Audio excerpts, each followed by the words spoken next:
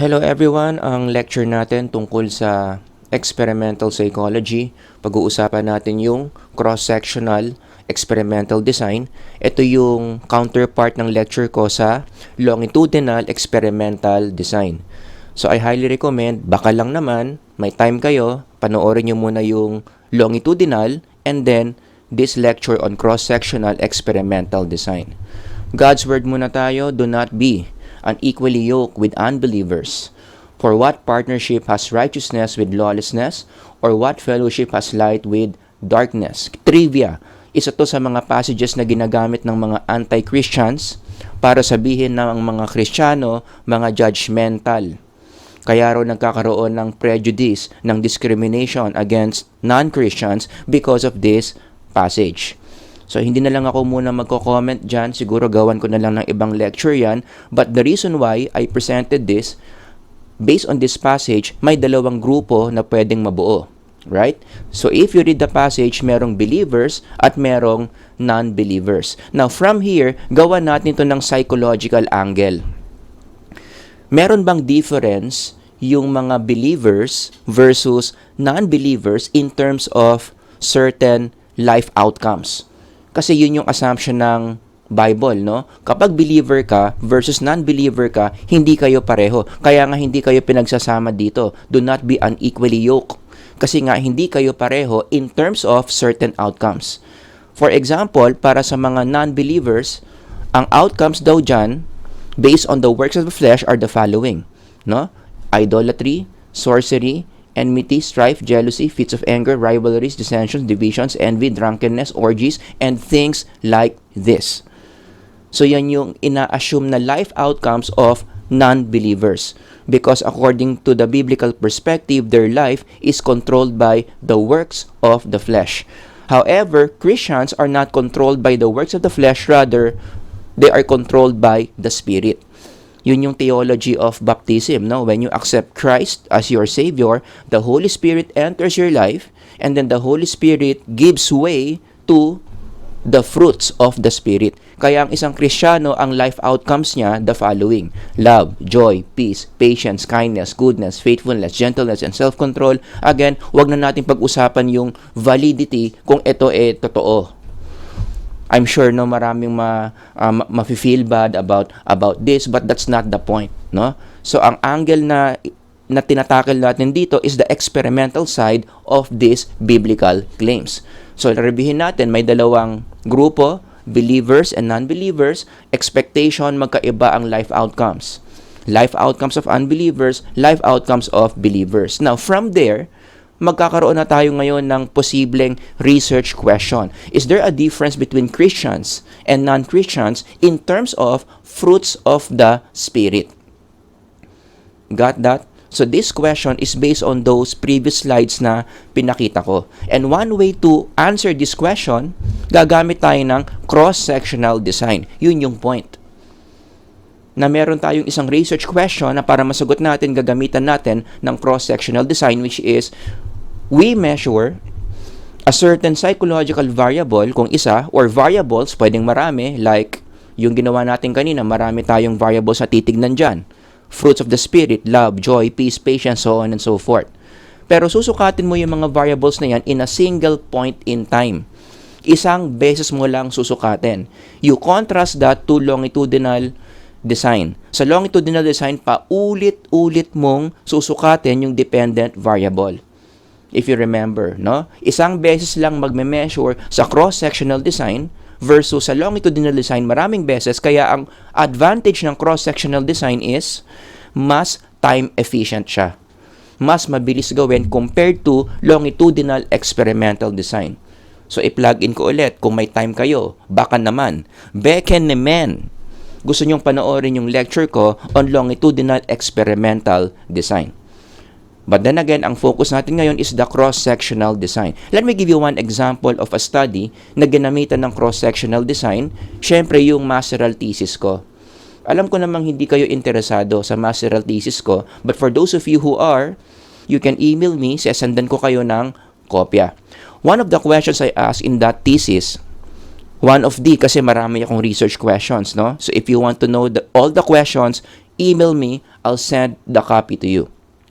Pero isa sa mga tinanong ko, are there significant differences, there you go, in religiosity and self-efficacy? Dalawa yung sinukat ko dito, religiosity, self-efficacy. Among people, there you go. Now I'm dealing with groups here. Ilang grupo? 3. Adolescence, young adulthood, and middle adulthood. Gusto kong i-describe, no? Gusto kong sukatin kung may pagkakaiba ba ng religiosity at self-efficacy yung mga tao from 3 different groups, adolescents, young adults, and middle-agers. So given that setup of my research question, ang magandang gamitin talaga dyan is cross-sectional design. Paano ko ginamit yung cross-sectional design? I quantified my dependent variables. Sinukat ko yung religiosity using RCI-10, Religious Commitment Inventory. Sikat na instrument yan, no? Para malaman mo kung gaano karelihiyoso ang isang tao. And then I measured self-efficacy using GSES, the Global Self-Efficacy Scale. So in-administer ko yung dalawang instruments na yan sa 131 adolescents, 108 young adults, and 105 middle-agers, with a total of 344 people involved in my study. So I hope you can visualize kung ano nangyari dito. Bawat isang tao dyan kumuha ng dalawang instrument, RCI-10 and then Global Self-Efficacy Scale. And then after getting these dependent variables, kinumpara ko na yung religiosity at yung self-efficacy nila. Unahin natin yung religiosity. According to the results, it looks like this. Pinakamataas ang religiosity, pinakarelihiyoso ang mga tao sa middle-agers, or the middle adulthood followed by mas mababa yung religiosity ng adolescents and young adult. In fact, mababa yung level of religiosity, no? Hindi sila masyadong religious, yung adolescents and young adults, compared to the middle-agers. And then if you run this using one-way ANOVA, i-analysis of variance mo yan, ang sasabihin sa'yo, or ang sinabi sa akin ng ANOVA is, significantly, mas mataas talaga ang religiosity ng mga middle-agers compared to adolescents and young adults. On the other hand, idagdag ko lang, sabi rin ng ANOVA, hindi significant ang difference. Halos pareho lang yung religiosity ng mga adolescents and the young adults. So, parehong mababa ang religiosity ng dalawang grupo na yan. Significantly, mas mataas ang religiosity ng mga middle-agers compared to these 2 age groups. Yan yung sa religiosity. Sa self-efficacy, guess what? Ganun na ganun din. Self-efficacy sa Tagalog, ito yung kumpiyansa sa sarili. Or in a more popular term, self-confidence. Pinakamataas ang self-confidence ng mga middle-agers, mabababa ang self-confidence ng mga adolescents at mga young adults. At pag ginamitan mo na naman yan ng analysis of variance, ganun na naman yung resulta. Significantly, pinakamataas ang self-efficacy ng mga middle-agers compared to adolescents and young adults. But when you compare adolescents and young adults, hindi significant yung differences ng self-efficacy nila. Pareho silang mababa compared to middle-agers. So, ganun na ganun yung resulta sa self-efficacy, nire-reflect niya yung resulta ng religiosity. Given that, one of the conclusions I made in that thesis is, people become more religious and efficacious as they age. Lalong-lalo na, syempre, mga Pilipino to. Kasi yung paper ko, may psikolohiyang Pilipino angle din yun eh. So, among Filipinos, how do you describe our development pagdating sa religiosity and self-efficacy? Habang tumatanda, tumataas. Habang tumatanda ka, mas nagiging religious ka. Habang tumatanda ka, mas nagiging self-efficacious ka. Got that? Now, towards the end of my paper, gumawa ko ng recommendation. Ano yung recommendation ko? There is a possible causal relationship. Because remember, my study was not experiment, so hindi naman ako nag-establish ng causal relationship. Yan na lang yung na-recommend ko. That maybe in the future, kung gagawa ng study in connection to my topic, gumawa ng experiment to confirm a causal relationship between religiosity and self-efficacy. Ang iniisip ko, sa Filipino psychology, hindi kaya yung religiosity yung cause ng self-efficacy ng mga Pilipino. And to answer that, you need to run an experiment. But what was my basis? Bakit ko nasabi na posibleng may causal relationship yung dalawang yan? Kasi nga, if you go back to my data, the group that is the least religious are also the groups na least self-efficacious. And vice versa, yung grupo na most religious, sino yan? The middle-agers, sila din naman yung most self-efficacious. Middle-agers din. Kung nalimutan nyo na, balikan natin, ito yung resulta ko nung religiosity. Ito yung resulta ko ng self-efficacy. Kung sino yung least religious, sila din yung least self-efficacious. Kung sino ang pinaka-religious, sila rin yung pinaka-self-efficacious. So, hindi kaya may causal relationship ang religiosity and self-efficacy among Filipinos. One way to answer that is to run an experiment to establish that causal relationship between the two. Nagigets nyo? So, ang dami kong na-discover na magaganda about religiosity and self-efficacy in the field of developmental psychology. At paano ko nasagot yon? Gumamit ako ng cross-sectional design. Isang beses ko lang mineasure yung mga dependent variables ko as you can see in my method. Isang beses ko lang mineasure yung religiosity and self-efficacy of these three age groups. So that made my study a cross-sectional design study. Got that? Now, i-convert natin to sa longitudinal para lang ma-reinforce yung pinagkaiba ng longitudinal sa cross-sectional. Remember, sa longitudinal, ang mangyayari dyan, aantayin mo pang mag-develop yung participants mo, and then as they develop, paulit-ulit mo silang binabalikan to measure the dependent variable. So going back to my study, kung gagawin kong longitudinal design yan, hahanap ako ng isang grupo ng mga adolescents, aantayin ko silang mag-develop. Right? So hanap ako ng group of adolescents, measure ko yung religiosity, measure ko yung self-efficacy. Antayin ko silang lumaki, hanggang sa maging young adult sila, measurein ko na naman yung religiosity pati self-efficacy. From young adulthood, antayin ko na naman silang mag-mature hanggang sa mag-middle adulthood sila. Pag nangyari yan, measure ko na naman yung religiosity, measure ko na naman yung self-efficacy. Matagal yung proseso. It's very time-consuming. Yan yung longitudinal version of my study. So, it's not time efficient. Gusto ko makagraduate ng masteral ko. So, ano ginawa ko? Imbis na gumamit ng longitudinal, gumamit na lang ako ng cross-sectional study. Does that make sense? Now, take note. Yung kaninang present kong study, yung thesis ko, anong tawag doon? All together, let's read. Ang tawag doon is cross-sectional design. Again, notice, wala pang word na experimental. Di ba experimental psychology lecture to? Right? So, cross-sectional design, hindi siya pareho sa cross-sectional experimental design. What's the difference? In the previous topic that I discussed here, walang manipulation na nangyari. Remember, that's the hallmark of experiments. Meron kang manipulation ginawa sa participants mo. And in that study, wala. I just found those people in 3 developmental groups and then mineasure ko lang yung dependent variable nila. Wala akong ginawang manipulation sa mga participants ko. In a cross-sectional experimental design, kaya nga siya tinawag na experimental, meron ka nang ginawa sa participants mo. One of the hallmarks of experiments. So, in this design, you evaluate the effect of IV on DV across different age in a single point in time. Ang pinagkaiba lang nito, meron ka ng manipulation na ginawa. Let me give you an example. Hypothetical lang to. Let's zoom in. Just pause the video if you need more time to read. So, to run this experiment, ito yung magiging procedures mo. Yan. Number 1, hanap ka ng 30 katao na merong PTSD, as in diagnosed. Hindi pwedeng feeling lang, may PTSD siya. Diagnosed by a clinician, meron siyang PTSD. And then step 2, hahatiin mo yung 30 into 2. 15 will undergo the treatment group. Sila yung a-applyan mo ng program pampababa ng PTSD symptoms. And then the other 15, control group. Hindi sila mag-undergo ng program. And how do you assign those 15 to each of these groups? Random assignment. Another hallmark of an experiment. Alright? Randomization. And then step 3, after mo i-apply yung program sa treatment group, hindi mo in-apply yung program sa control group, i-measure mo na ngayon yung scores nila.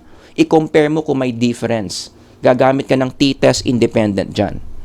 And then, for number 4, uulitin mo lang yung steps 1 to 3 across the different age groups involved in the study. Ano ba yung mga age groups? Kung saan uulit-ulitin mo yung numbers 1 to 3, adolescents, young adult, and middle adulthood. Got that? So, hanap ka ng 30 diagnosed adolescents na may PTSD, 15 treatment, 15 control. Ganon din sa young adulthood, 30 diagnosed na may PTSD, 15 treatment, 15 control. Same thing with middle adulthood.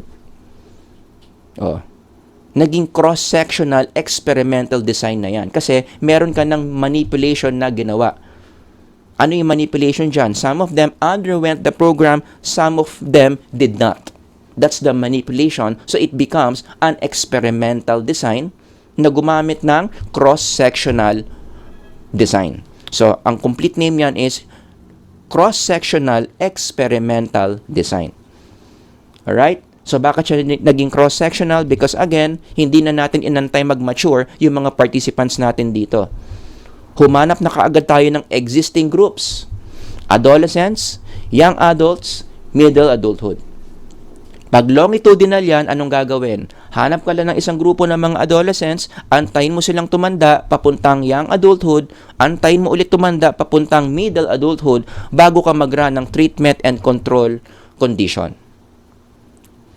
Nagigets nyo? Yan yung tinatawag na cross-sectional experimental design. Now, let's go back to Lewis Terman na diniscuss ko in my previous lecture. Kaya sabi ko, panoorin nyo yung lecture ko doon. Paano mo to gagawing cross-sectional? Kasi yung original study ni Lewis Terman was longitudinal. It was so long na nauna pang kunin ni Lord si Lewis Terman than matapos niya yung study niya. Kaya yun nga yung disadvantage ng longitudinal design, baka mauna ka pa kumpara sa study mo. No? So, kung nagtitibid tayo ng time and we want to do this study cross-sectional way, how do we do it? Ganito yung magiging setup natin. Let's say, school performance yung dependent variable natin, which by the way, marami. Hindi lang school performance. Panoorin nyo ulit yung lecture ko dyan on the Lewis Terman study. Alright? So let's say, ito lang muna tignan natin, school performance. Gagawin natin cross-sectional design to. So anong gagawin natin? Hanap na kaagad tayo ng mga gifted people in different age groups. Remember, the main variable na tinitignan ni Lewis Terman dito is giftedness according to the standard of Stanford-Binet Intelligence Test. Bakit Stanford-Binet Intelligence Test? Panoorin niyo yung lecture ko para malaman nyo. No? So going back, ito yung dependent variable natin, cross-sectional to, hanap na kaagad tayo ng grupo.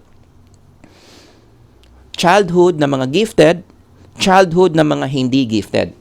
Right? So ito yon. Existing childhood, gifted, existing childhood, non-gifted. May mga tao na kaagad tayo dyan. Kasi nga, cross-sectional eh. Pero kulang pa yan, kulang pa yung haba ng axis na to kasi ang daming developmental periods dinaanan yung study ni Lewis Terman. So from there, i-extend mo yung y-axis, extend mo tong axis na to, existing adolescents, and then existing adolescents non-gifted. Adolescents gifted, existing adolescents non-gifted. So kulang pa yung haba na to, kulang pa yan. Right? So ito, i-extend mo pa yan, isama mo yung adolescents, and then i-extend mo pa yan, isama mo rin yung adulthood. But regardless, kahit saan ka pumunta dyan, lahat ng mga grupo na yan nag-e-exist na. Tapos ikumpara mo na lang yung school performance nila. Ang tanong, bakit to naging cross-sectional experimental design? Nasaan yung experimental dito? Ano yung manipulation na ginamit ni Lewis Terman? Yung manipulation niya dito is yung giftedness. Yun nga lang, yung giftedness ng mga tao dito, hindi siya yung nagpa-gifted sa kanila, hindi siya yung nagpa-non-gifted sa kanila. These people were already gifted and non-gifted by chance or by nature. Kaya ang complete name nito, you can call this a cross-sectional quasi-experimental design. Kasi yung independent variable mo dito, hindi naman ikaw yung nag-induce as the experimenter. But the cross-sectional side of this was, hindi mo na inantay na mag-develop yung mga tao dito. Hindi mo na sila inantay mag-develop from, ano yung pinakabata niya? From childhood, tapos inantay mo hanggang tumanda sila sa old age. Humanap ka na ng mga tao, humanap ka na ng mga grupo that are already existing in one single point in time. That made it a cross-sectional, quasi-experimental design. Got that? So going back to my opening research question, pag-aaralan mo yung fruits of the Spirit, ikukumpara mo between Christians and non-Christians, paano mo gagawin yan? Again, para ma-reinforce yung difference between longitudinal and cross-sectional design, you do this longitudinal way. Paano ang diskarte dyan? Ganyan ang diskarte dyan. Hanap ka ng grupo ng mga non-Christians. So habang hindi pa sila Christians, hindi pa nila kilala si Lord, hindi pa sila nag-a-accept, wala pa silang Holy Spirit in their life, wala, bantayan mo lang, i-measure mo yung fruits of the Spirit nila. And that would be your baseline scores. And then antayin mo that one of them, or many of them, biglang nakilala si Lord. Nagpabaptize, pumasok ang Holy Spirit, ang tawag dyan in the literature is spiritual conversion. After mangyari yan, anong gagawin mo? I-measure mo ulit yung fruits of the Spirit nila. And then you compare using t-test. Ano yung difference ng fruits of the Spirit nila noong hindi pa sila Christian versus noong Christian na sila? Anong tawag sa approach na yan? Longitudinal research, longitudinal experimental design. Pero ito, another example na naman to ng quasi. Kasi yung spiritual conversion, hindi naman nanggaling sa experimenter. By the way, ano ang hypothesis natin dito? If you're going to use the framework of the Bible, ang hypothesis natin dito, may significant difference dapat yung fruits of the Spirit nila noong non-Christian pa sila versus nung Christian na sila. Dapat may pagbabago. Dapat dadami yung fruits of the Spirit mo as Paul mentioned in 2 Corinthians. Yan yung hypothesis niya. If anyone is in Christ, ano nangyari? Nawala na yung lumang nature mo, meron ka ng bagong nature. Mag-iiba yung priority mo, mag-iiba yung behaviors mo, mag-iiba yung mga gusto mo sa buhay, and as you become like that, lalabas, tataas yung fruits of the Spirit mo. So, ang expected pattern natin is, mababa muna dito, and then nakakilala kay Lord, pumasok yung Holy Spirit, nag-live ng Christian way, boom, tataas yung fruits of the Spirit as time goes by. Kapag gagawin mo ito ng cross-sectional, ano ang difference? Hindi ka na mag-aantay ng mga non-Christians na ma-convert sa Christianity. Hanap ka na kaagad ng dalawang grupo. Hanap ka na ng grupo ng mga non-Christians, hanap ka na ng grupo na Christians, and then you compare their fruits of the Spirit. Hindi ko pala nabanggit. Paano minimeasure yung fruits of the Spirit? Meron na yung instrument. Pwedeng hanap ka ng existing instrument or mag-develop ka ng sarili mong instrument. Alright? So, pag cross-sectional yan, ganyan. Hindi mo na to aantayin mag-convert.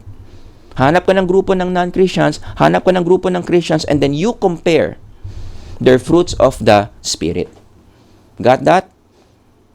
Now, in closing, pag-usapan natin yung disadvantage ng cross-sectional experimental design. Ang isang disadvantage dyan is, posible na yung data mo magkaroon ng cohort effect. This is where a unique generational difference or a unique generational experience is mixing with, humahalo sa posibleng epekto ng independent variable mo. So at the end of the day, kapag inanalyze mo yung data mo, nakakita ka ng mga changes in the dependent variable, nalilito ka tuloy. Yung changes ba na nakita ko sa dependent variable, ano ang cause nun? Is it caused by the independent variable or maybe it was caused by a certain experience in their generation that they had in common? Kasi nga galing sa isang generation yung mga grupo mo in this setup. Kaya nga siya tinawag na cohort. Cohort means ka-generation mo. You belong to the same generation. Wherein, in the same generation, may mga nangyari na common events, may mga nangyari na mga common instances that may have shaped your psyche in a similar way. Pwedeng maka-apekto yon in a cross-sectional experimental design. Let me give you one example para mas maging malinaw how cohort effect can be a problem. Halimbawa, ito yung hypothetical study natin. You can just pause the video if you need to. I-fast forward na natin. Let's say, in-execute mo na to using cross-sectional experimental design. Ito yung hypothetical result. Pinakamataas yung reading comprehension ng mga adolescents, mababa sa middle adulthood, pati na sa old adulthood. Got that? So, syempre, pag ganyan yung resulta mo in connection to this case, ano ang conclusion mo dyan? Sasabihin mo kaagad, yung Module X, limited lang yung applicability niyan sa pagpapataas ng reading comprehension. Effective lang yan para sa mga adolescents.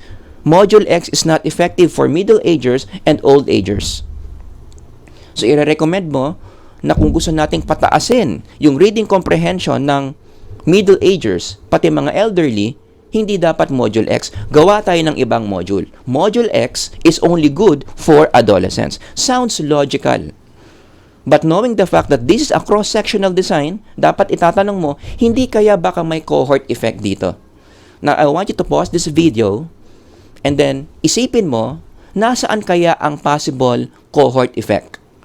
And then continue the video, then i-reveal ko nasan yung cohort effect, tignan mo kung tama yung inisip mo. Okay? So, the main question that you want to ask here, just to help you na palabasin yung cohort effect dito, no, is this one. You ask yourself as the experimenter, bakit kaya mataas ang naging reading comprehension ng mga tao dito sa adolescents? Bakit? Ano ang cause? Can I be sure that this is because of Module X? Or maybe it is something else. At ano yung something else na yan? Maybe may cohort effect. And where would be the cohort effect? Hindi kaya pinakamataas ang reading comprehension nila dito after undergoing the Module X. Hindi kaya kasi techie generation ang mga adolescents na yan. Alam nila ang Facebook, very familiar sila sa computers, sanay sila sa mga digital information. Bakit factor yon? Because remember, going back to the case, yung Module X was a computerized program. Yan yung mode of delivery. Module X is being delivered in a digital way.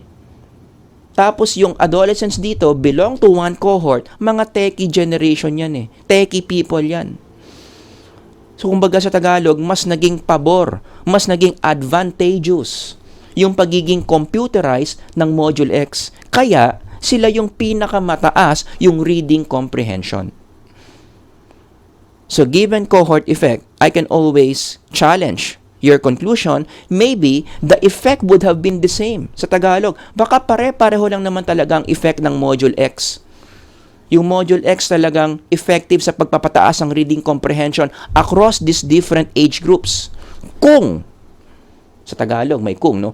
Kung ano lang sana, kung yung mga tao dito at yung mga tao dito are also technologically inclined.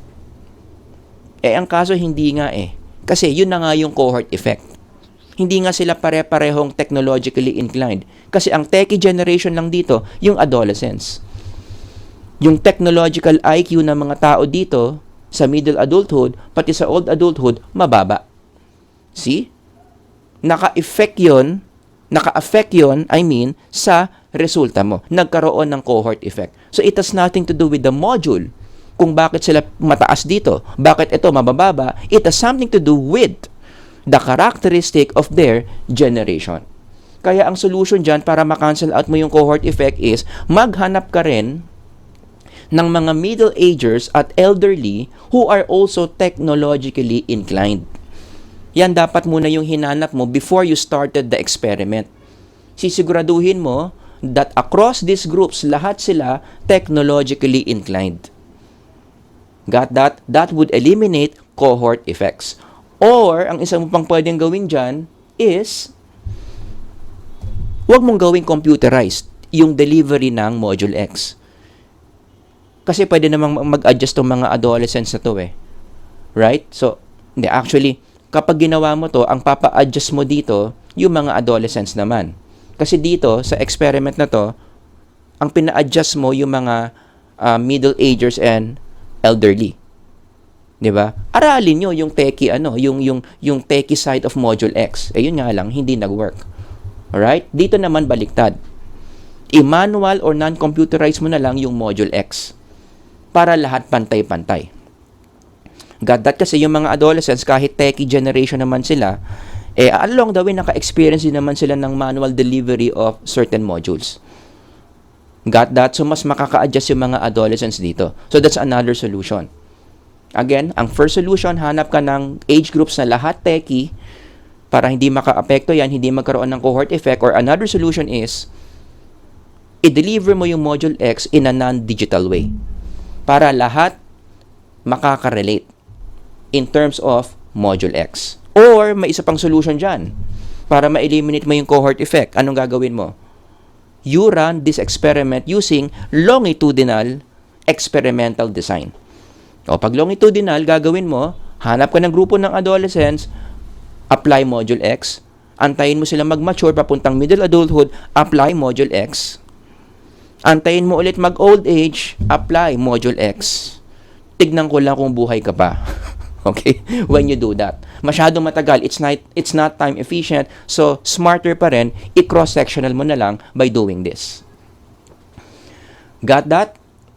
So, yan yung lecture natin on cross-sectional experimental design. Ibang-iba talaga to sa longitudinal. Pero, may iba ring mga problems na nangyayari. Okay? So, if you have any questions, comments, ilagay nyo lang dyan sa comment section. Sir Howard here. Until the next lecture, God bless everyone. Bye-bye.